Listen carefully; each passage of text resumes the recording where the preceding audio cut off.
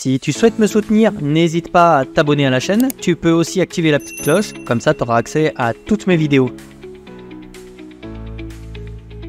Tu peux aussi me rejoindre sur Twitter et suivre quotidiennement mes analyses techniques. Je te mets tous les liens en description. Bonjour à tous, très content de te retrouver aujourd'hui pour une nouvelle vidéo sur Ethereum. Alors je préfère te le dire de suite, si tu es plutôt du genre à FOMO, ne regarde pas la vidéo parce que là je vais te vendre de l'opium par palette. Franchement les nouvelles sont bonnes, les fondamentaux sont extrêmement solides. Je vais te partager tout ça dans cette vidéo qui va être découpée en deux parties. La première partie ce sera les fondamentaux et la deuxième partie ça va être plutôt l'analyse technique. Je sais pas, peut-être que tu as envie d'acheter de l'Ether et peut-être que tu te demandes quels seraient les niveaux intéressants pour rentrer. On verra ici également peut-être en fin de vidéo les niveaux pour vendre Ether. En tout cas le potentiel de hausse qu'on peut éventuellement avoir sur ce token là. On va commencer tout de suite par la news. Donc Hong Kong approuve la demande de création d'un ETF Spot Bitcoin et Ethereum. Alors, ce qui est intéressant ici, c'est que Hong Kong propose donc un ETF Ethereum. Donc, ça ouvre la porte à Ether, à des fonds institutionnels et c'est pas rien. Je pense que cette nouvelle-là va mettre clairement la pression à la SEC. Je pense que les États-Unis vont être obligés de valider les Ether ETF. Je les vois pas s'asseoir sur ça. C'est probablement des millions, des milliards pour eux qui peuvent rentrer dans Ether.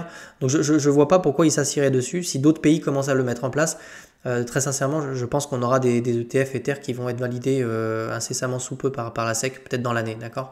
Donc ça c'est plutôt une très excellente nouvelle de voir Ether commencer à rentrer dans la cour des grands et rejoindre Bitcoin à ce niveau-là. Donc ça c'est extrêmement positif. Donc on va avoir peut-être un effet d'emballement comme ça et domino qui va permettre comme ça d'avoir d'autres fonds, d'autres ETF validés Ethereum.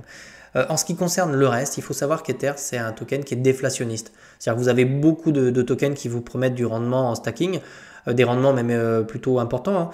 Mais ce qu'il faut savoir, c'est que derrière vous avez un token qui est inflationniste. Donc dans une tendance fortement haussier, ça se voit pas trop, mais dès que vous êtes en bear market ou ce genre de choses, tout de suite votre token se fait littéralement exploser. Là, depuis la mise à jour The Merge sur Ethereum, vous avez un supply qui diminue, 0,24% du supply qui a été cramé sur Ether. Donc c'est 455 000 Ether qui sont partis dans le néant et qui ne reverront jamais qui seront vraiment cramés, qui seront isolés sur une adresse morte. Donc ça veut dire que vous allez rarifier l'offre à travers un token qui est déflationniste. C'était la mise à jour The Merge, ils ont modifié le smart contract, enfin tout ce qui concerne le code, et en fonction des transactions qui sont effectuées, plus les transactions sont importantes, et plus vous allez cramer des tokens. Donc ça c'est un point extrêmement important. Deux, vous allez avoir le stacking. Donc non seulement vous avez une supply qui diminue sur Ether, mais en plus de ça, il faut savoir que vous avez plus de 30 millions de tokens qui sont stackés sur des protocoles.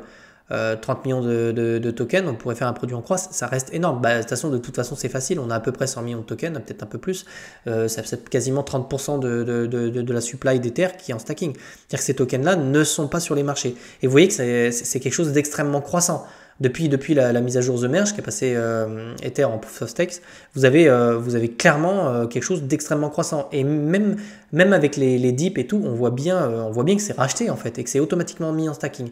Donc en fait, dans l'avenir, dans un avenir plus ou moins proche, on pourrait clairement imaginer Ether qui serait similaire à des grosses actions américaines qui vous permettraient d'obtenir des gros rendements. Très sincèrement, je ne serais pas étonné qu'avec 15 ou 20 Ether, vous puissiez chaque mois obtenir des rendements qui seraient similaires à des locations que vous pourriez avoir dans l'immobilier. Sauf que vous ne vous faites même pas chier avec les locataires, vous ne faites même pas chier à revendre les biens, vous avez un clic pour s'en séparer, c'est juste un clic. Donc je le vois vraiment dans l'avenir comme quelque chose d'extrêmement positif pour des revenus passifs, y compris en bear market. On le voit bien ici, on a des protocoles, on a énormément de protocoles, donc ici vous voyez en bleu c'est Lido, mais vous en avez d'autres, c'est extrêmement croissant. C'est quelque chose de vraiment, on est sur une dynamique extrêmement haussière, donc ça va rarifier l'offre sur Ether et on peut imaginer que l'entrée et les introductions des différents ETF qui vont arriver vont continuer de faire croître comme ça ce stacking sur Ethereum. Donc tout ça, vous comprenez bien que la conjonction de ces deux choses, la déflation et le stacking, ça va permettre de rarifier l'offre sur Ether et c'est quelque chose d'extrêmement positif d'un point de vue spéculatif. Je pense que maintenant que je vous ai expliqué un petit peu tout ça, donc comprenez que c'est quelque chose Il y a très peu de tokens qui vous permettent des revenus passifs avec une supply qui diminue, donc on raréfie l'offre. Je veux dire, même Bitcoin ne le propose pas en réalité. Hein. Même Bitcoin ne le propose pas. Là, on a vraiment une supply qui diminue. Très peu de tokens vous permettent ça. Et en plus de ça, c'est un token qui est hautement spéculatif. C'est probablement un des tokens qui est le plus stacké. Okay. On va commencer l'analyse technique et on va voir un petit peu ce qui se passe. Donc ici, on va tracer nos droites ici. Alors là, on a clairement un petit canal qui est baissier. Alors on va aller tracer ça. Hop, je vais me mettre ici sur ces trois points là. Donc on est clairement sur quelque chose une dynamique qui est baissière sur Ether, d'accord. Donc le but et l'objectif, c'est de venir taper la borne haute et la borne basse de ce canal qui est baissier. On est clairement venu chasser, les stops. Hein. Tous les stops qui se situaient ici, là, je vais vous les mettre en rouge. En rouge, ouais. Hop, tac, ici. Donc, on est vraiment venu chasser ici tous les stop loss qui se situaient ici. On sait qu'Ether était énormément leveragé. Donc, le grand nettoyage s'est fait. On va dézoomer un petit peu et on va regarder un petit peu sur quel niveau on se situe. Donc, dans une tendance haussière, on veut maintenir en fait ce qu'on appelle le premier arrêt. Donc, le premier arrêt, c'est les 38,2. Donc, je vais passer en daily pour regarder ça. Tac.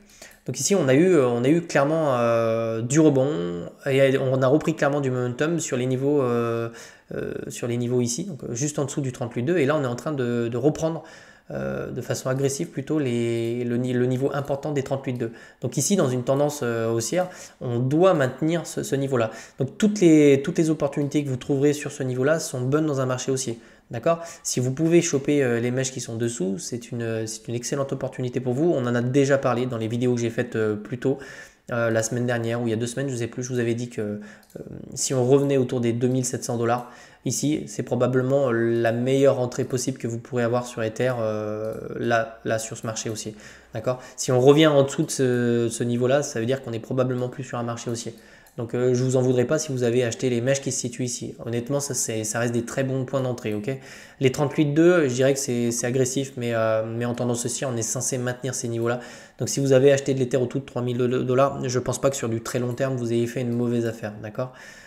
Pour le moment, j'exclus pas qu'on retourne sur les 38,2 dans les jours dans les jours à venir. Je pense que c'est un niveau qu'on peut revenir tester, soit pour un pullback. Donc je ne sais pas, on peut peut-être revenir chercher une zone de rechangement de short un petit peu plus haut. Je vais vous mettre ça un petit peu les différentes zones, mais on pourrait très bien avoir un Ether qui revient chercher cette zone là pour revenir faire un pullback sur les 38,2 pour aller faire une structure de retournement et venir s'affranchir de ce canal qui est baissier. D'accord.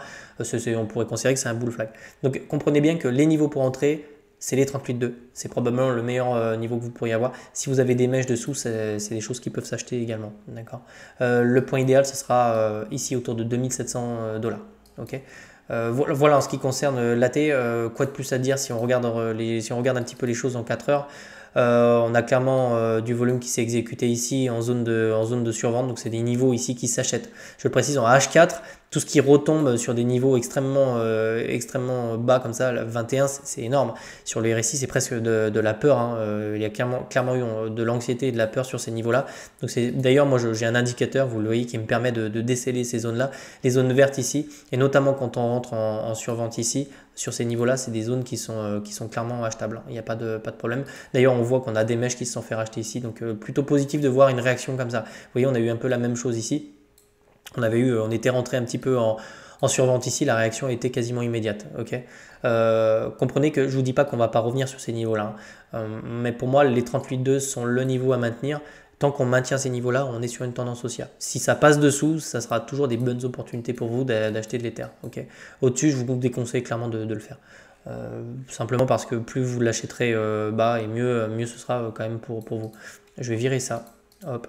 En ce qui concerne les perspectives alors on va passer en daily et en weekly pour regarder un petit peu ce qui se passe ici. On est sur des retracements qui sont absolument normales. Hein. Je veux dire, imaginez qu'on a déjà eu ce genre de retracement dans le passé. Le principal objectif, c'est de maintenir les 38,2 pour aller chercher des targets beaucoup plus hautes. Pour l'instant, c'est ce qu'on est occupé à faire. On vient de le voir. Mais ici, les 38,2 sont maintenus sur ces niveaux-là. Okay. Donc la tendance haussière est maintenue. On voit qu'on a du volume de vendeurs, mine de rien ici, on le voit bien. Donc ici, ça va être intéressant de voir lorsqu'on va passer en négatif sur MACD, on va vraiment vouloir réintégrer un petit peu comme ça pour poursuivre cette dynamique. Donc comprenez bien qu'ici, les choses vont mettre du temps. Cette correction-là, je pense qu'on va consolider sur ces niveaux-là, histoire d'imprimer un retournement, comme on a pu le voir ici. Vous voyez, en forme de W, enfin, va vraiment falloir faire une structure pour venir chercher de nouveaux sommets. Ok. Quoi qu'il arrive ici, on a eu quand même de la perf sur Ether. Si on prend le bottom ici, on est quand même sur du 250%. Ça reste une performance extrêmement élevée. Donc c'est normal qu'on consolide sur ces niveaux-là. D'accord.